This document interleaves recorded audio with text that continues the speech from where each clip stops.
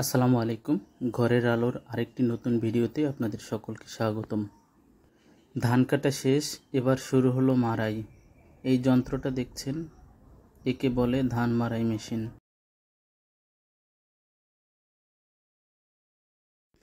এক সময় ধান মাড়াই মানে ছিল গ্রাম্য মাঠে পায়ের চাকায় ঘোরানো মেশিন। ঘন্টার পর ঘন্টা পা চালিয়ে যেতে হতো। কষ্ট, ঘাম আর সময় তিনটায় ভরপুর ছিল সেই দিনগুলো।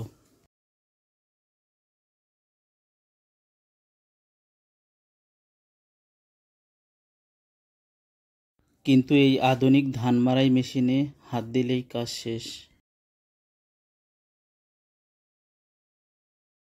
সময় কম লাগে, কৃষকের কষ্ট অনেকটাই কমে গেছে। পুরনো স্মৃতি আর নতুন দিনের প্রযুক্তি,